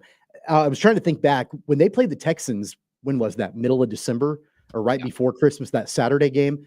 Wasn't that coming off of Patrick Mahomes injuring his ankles? Wasn't he not at 100% full speed, in that game? I was trying to think back to when that was.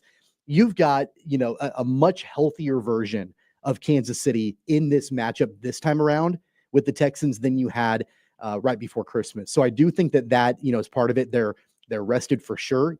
Obviously the Chiefs were caught in a Saturday game, the 3-game stretch in 11 days when they played Houston before. And Houston was down a little bit too at that point, and now and still are. You're dealing with no Steph Diggs, you're dealing with no Tank Dell. They're injured. I think that really for the Texans, what we saw in the matchup against the Chargers, CJ Stroud didn't make a ton of mistakes, which he has been making more of them in his sophomore season than he did his rookie year. But he didn't make a lot of mistakes in that wild card game. And then also they really leaned on Joe Mixon. And even when the Chiefs had struggled defensively this season, they were still always really good against the run.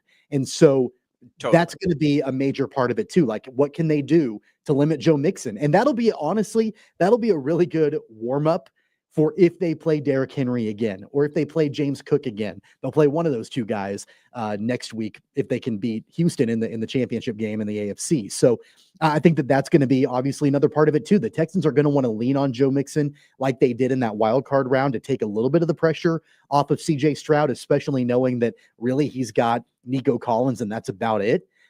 It's just going to be a matter of whether or not the Chiefs can shut down Joe Mixon like they've stopped the run basically all season, even without Jalen Watson. CJ Stroud is still CJ Stroud. I know he's thrown more interceptions than he did a year ago. He's also had to force it a little more than he did a year ago because they've had so many injuries at wide receiver. If you go back to the beginning of the year before they started losing a lot of those guys, he was really, really, really good. Really good. And so all of this makes me a little bit nervous because it does feel like the Chiefs are near perfectly set up in this moment to go and win this game. Everything is coming up Chiefs, and that does make me a little bit nervous. It does. I'll be honest. Those are tough spots because the Texans hear that stuff too.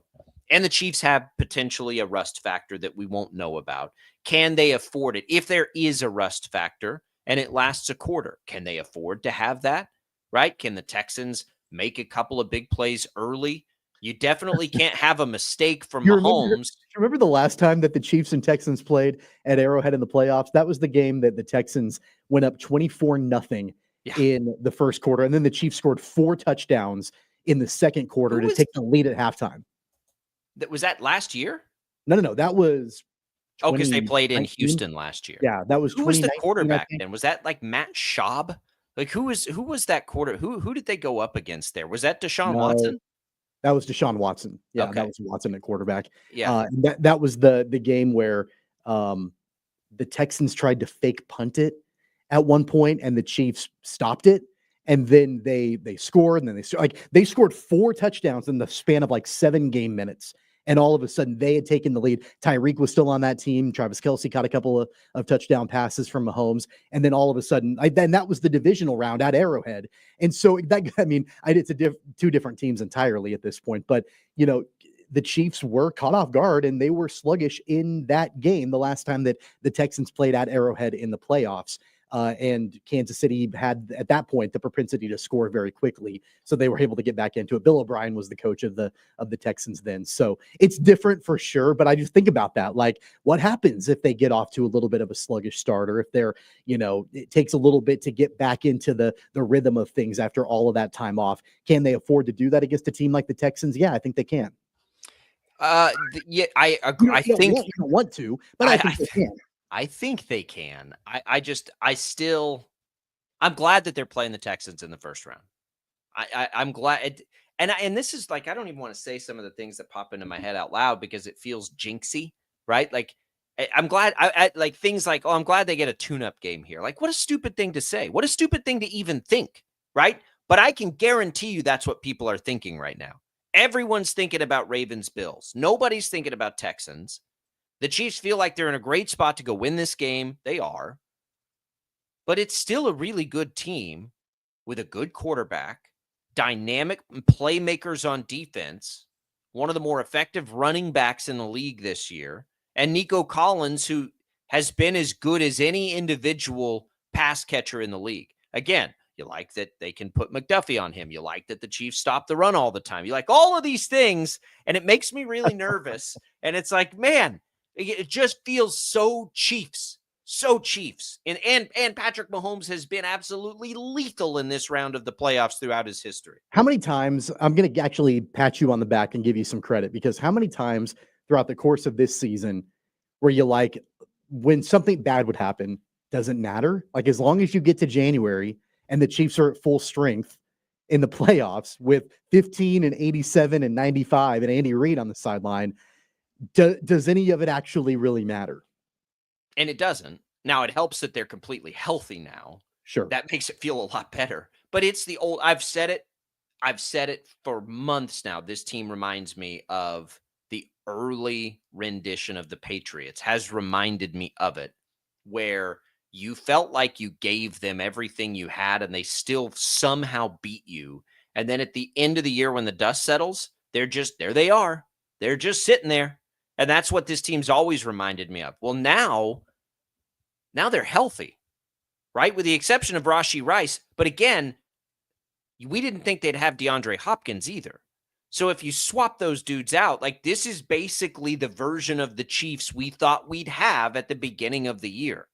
I think this offense has a chance to by far be the best offense we've seen from the Chiefs this year, just for the simple fact that they're healthy. They have the Joe Thuney sort of answer to the test a little bit, in that they have a better option, at least at left tackle. Yeah, something that can at least be manageable, you think? I mean, really, even the running back room is better now than it was at the beginning of the year. A fully healthy Isaiah Pacheco.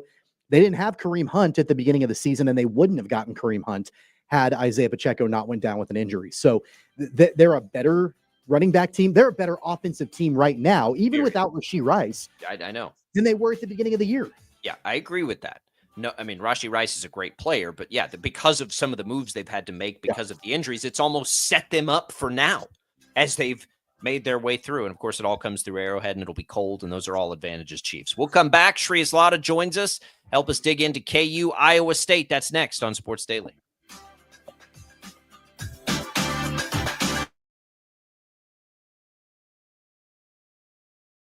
66 counties, 4 regions, and 1 weather team that you can trust. Find Storm Team 12 every weekday at 5:30 on the KSCW. Whatever the weather and wherever you are, Storm Team 12 is zooming in, going zone by zone to give you a more in-depth look at the forecast and some science behind the storms so you know more. We're focusing on the forecast so you can focus on what's important to you. Storm Team 12 Weather Focus, 5:30 on the KSCW. The future of television has arrived.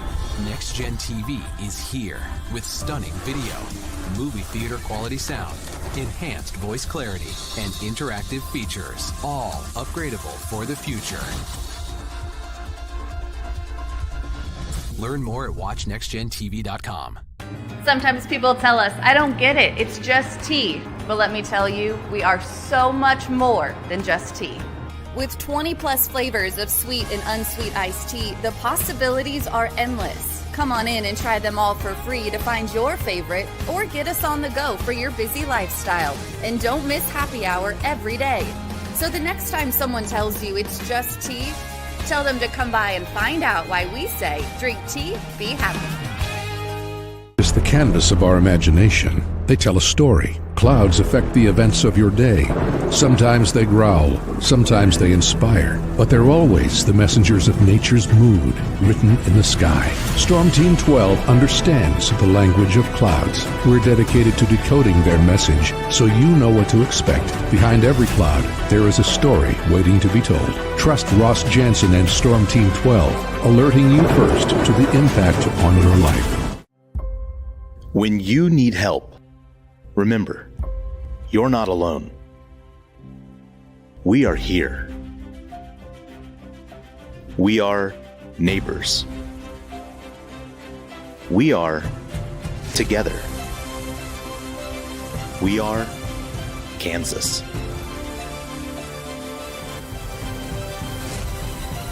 We are 12 News. What is GMFB overtime? It's Peter, Jamie, Kyle, and Akbar breaking down the NFL 5 days a week. It's okay to be excited. It's this, that, and a whole lot of... It's football for everyone. Weekdays at 10 a.m. on KSCW. Are following a breaking update. Every day, all day, stream the stories that have you talking near and far. Whoever is behind the wheel of this bus is not stopping. From hundreds of local reporters and meteorologists spanning the country. Chaos here this morning at the UW campus. Search LNL for the all-new Local News Live streaming app. Make yourself known now. 31001 in traffic pursuit. Oh my God, here. Investigate TV Plus begins with real people. We investigate stories that impact you. And inspire change every day. Something is broken. Real problems. Why are they hiding it? And real solutions. My daughter was dying in front of me. What was your reaction when he said that? Investigate TV Plus, weekdays at 3:30 p.m. on KWCH. Sometimes people tell us, I don't get it, it's just tea. But let me tell you, we are so much more than just tea. With 20 plus flavors of sweet and unsweet iced tea, the possibilities are endless. Come on in and try them all for free to find your favorite, or get us on the go for your busy lifestyle. And don't miss happy hour every day. So the next time someone tells you it's just tea, tell them to come by and find out why we say, drink tea, be happy. Mornings are busy. We're here to make your mornings better. We report the stories that affect you. 3 more hospital lies from contaminated apple juice just a day after the FDA issued a recall. We're here to make your mornings better. Closing east and westbound lanes of K96 for repairs. With 12 News, you're prepared for your whole day. Scattered thunderstorms across the state into the afternoon. Stay a step ahead with 12 News this morning on KWCH and KSCW.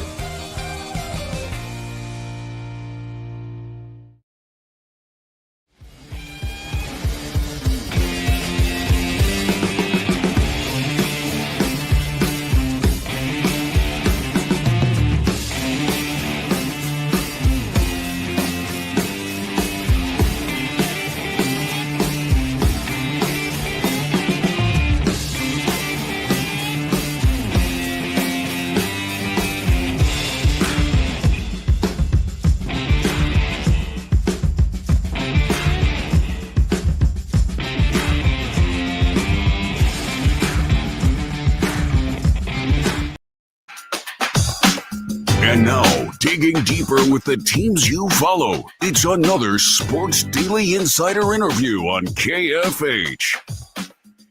And that's right. We welcome you back with Shreyas Laddha, our KU Insider, joining us here on the program. Shreyas, we appreciate it as KU gets into, we'll be hyperbolic, biggest game of the year on the road at number 2 Iowa State. They've played a lot of big ones this year. They're 6-point dogs, though, on the road. That doesn't happen a lot to KU, but I think we all agree with it. We all understand why it is. Iowa State's really good. How pumped up are you for this one tonight?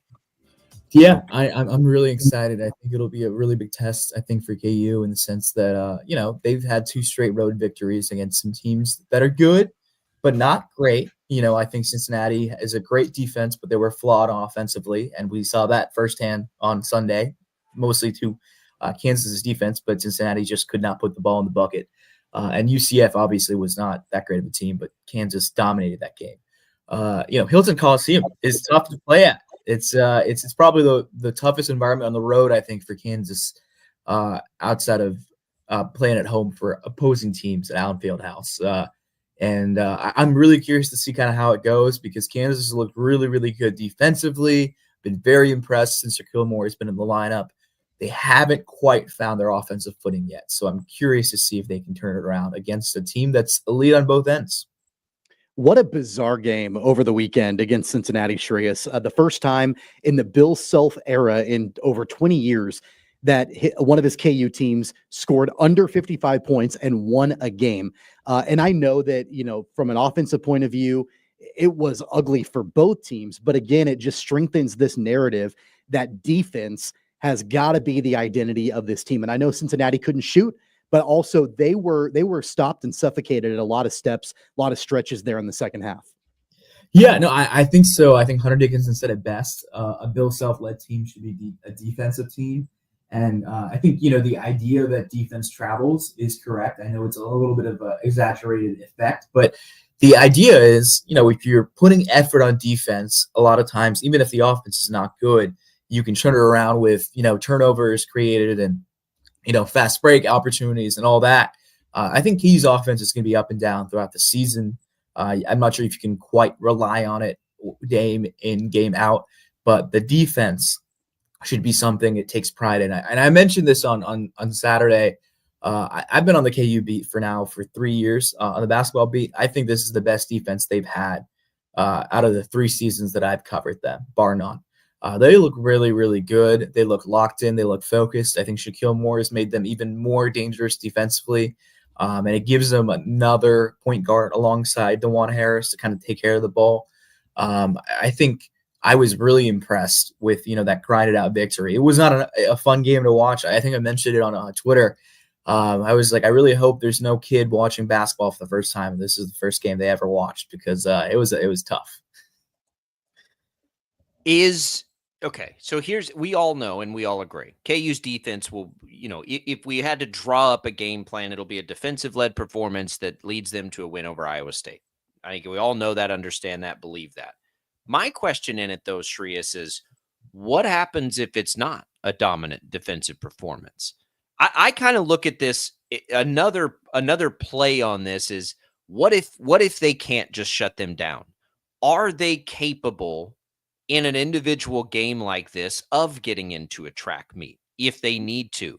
I think the only real time we've seen that against a quality opponent is North Carolina, maybe.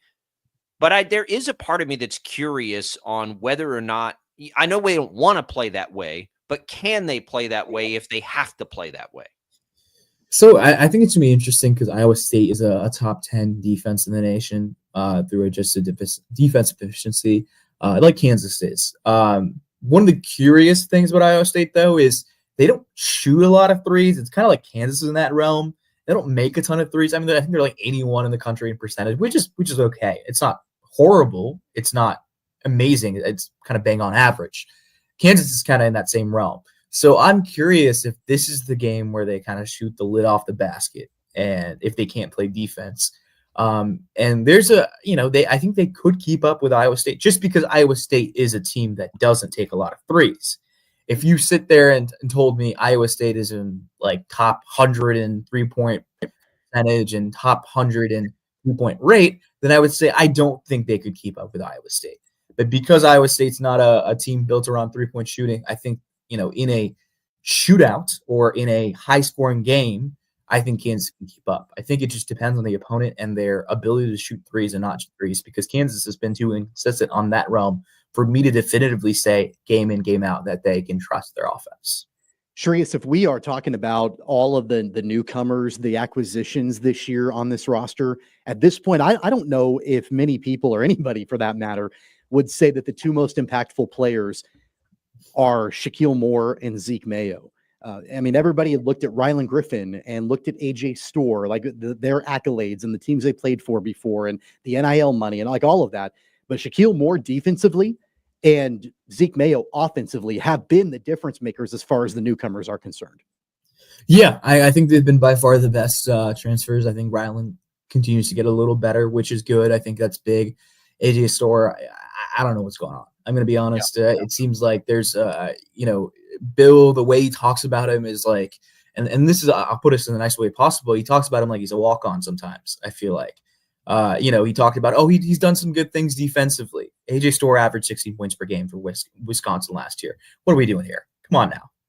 Okay. If this is where we're at, where he's done some good things defensively and he's the 8th, 9th man in the rotation, no matter what you say right now, it has been an abject failure, his tenure at Kansas at this point. Maybe he could turn around. Maybe he couldn't. I have no idea.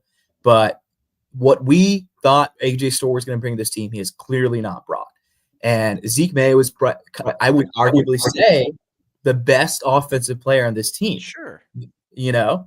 And isn't that okay? Like, isn't it okay that Zeke Mayo is bringing more than you thought he would, and AJ Storr's not bringing as much, as long as the sum of all parts gets you to where you needed to be? And I think Zeke Mayo's absolutely done that. What difference does it make if it was AJ Storr in the lineup helping lead the way offensively when it's not Dickinson or it's Zeke Mayo? To me, I don't care as much, because, okay, he didn't work out, but somebody else is contributing far more than you thought he would. So it sort of balances out there. Yeah, no, I agree with that sentiment. I think the only worry that I have is if Zeke has an off game, who's the third guy that could sit there and say, give me some buckets?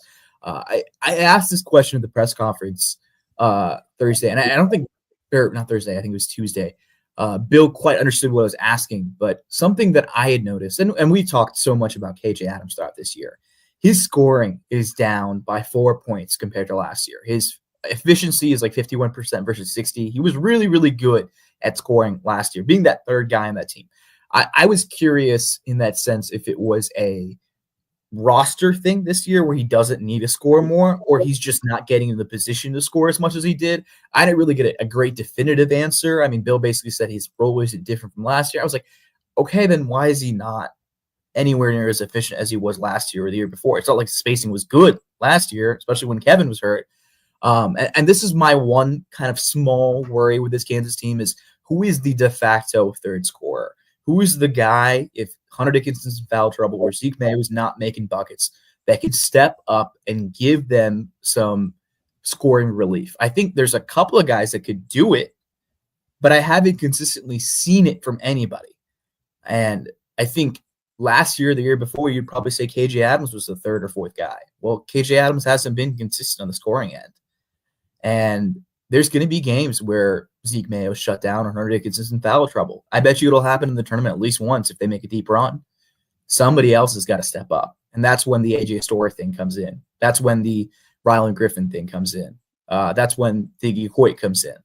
All these guys, are going to have some crazy games, or not crazy games, but at least games where they're scoring 15-plus points a game to kind of take them out of the trenches in that scenario. Are you seeing enough right now in a limited amount of time on the court together where the Jayhawks should lean into more of Hunter Dickinson and Flory Badunga on the court at the same time? Yeah, I think I'm very pro Flory Badunga playing more minutes. I think, and I've been that for a long time. I think he's the most talented freshman they've had in a very long time. He's, I think he's as talented as what Grady was for them a couple of years ago. In just different ways. I think he's just a defensive monster. It seems like he's getting better on both ends, game in, game out. And honestly, I'll say this, point blank, I'm excited to see him start next year. I think what they're going to have with him on the court next year is going to be a really different team than what they have with Hunter Dickinson, KJ Adams, and DeJuan Harris. That core three being gone and Flory, and they brought in all these guys who are supposed to be, one and done guys or NBA guys or whatever. I think could be really, really fun to watch, even if there's growing pains. And I think Flory should be playing 20, 25 minutes a game, honestly, depending on the matchup. I think he makes everyone's life easier, and he keeps Hunter well rested. He keeps KJ in a better position to play the minutes he needs to play. Not to put the cart before the horse, though, because it is the Hunter Dickinson team, and they'll go as far as he takes them. What should we expect out of him in a game like this? Are we looking at a game that features him solely? I mean, don't they need to start every game that way, right, to feed him and see where that goes? Yeah, I think you've got to be aggressive. I wrote about it in my scouting preview. They have to basically come out there in the sense and build a lead. You need to basically get a big enough lead that you have to change the shot diet of Iowa State and force them to take more three-pointers, because that's the way you win the game, right? And then if the game is relying on Kansas's defense versus Iowa State's offense, I would take Kansas's defense most times in that bet. I think Kansas's defense is really, really good. I think Iowa State's offense is good. I don't think they're as good as maybe some other teams they've played this year. And I think it starts with Hunter Dickinson being aggressive from the get-go, establishing a presence in the paint, and enforcing the Iowa State big men to kind of defend him up, kind of right there, right up front and be in front of him, and either defend him well and because he's going to score a bucket, or defend him and force him, get fouled. I think he needs to do that. I think him being aggressive really opens up KU's offense. They need to play inside out. And then it'll open up three-pointers for guys like Zeke Mayo and Riley Griffin. It's a 6 p.m. tip on ESPN2. Hate that it's not the late game. Can we swap that and, Cincinnati, Colorado or something and get it in the late window? I don't even know what the late window game is, but it's not going to be as good. I don't like 6 o'clock tips. But here we are. This is what we've got. We'll deal with it. Shreyas, we appreciate it. Follow Shreyas on social media at SHRE98. And, of course, find all his work at the Kansas City Star. Thanks, Shreyas. Thank you. Thanks, guys. Good stuff there. Really good stuff. If you missed any of it, go back and listen on the Odyssey app, because that's a really good breakdown of what Iowa State brings, how it sort of lines up with what KU brings. Check it out. Odyssey app. You can download that. I'm fired up for it. And I'm not fired up that it's a 6 p.m. tip. Like, we have to be able to flex that stuff out. That game should not be a 6 p.m. tip tonight. I'm just excited about it because I don't want to stay up late tonight. So I'm good with getting it out of the way and then going to bed.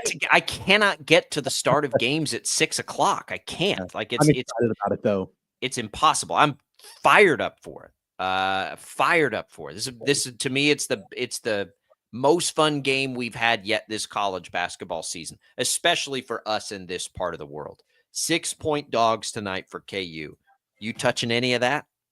I'm going to stay away. I'm not convinced about that yet. I don't know what to expect tonight. I said that off the top. I'm staying away too. All right, we'll come back. More Sports Daily right after this.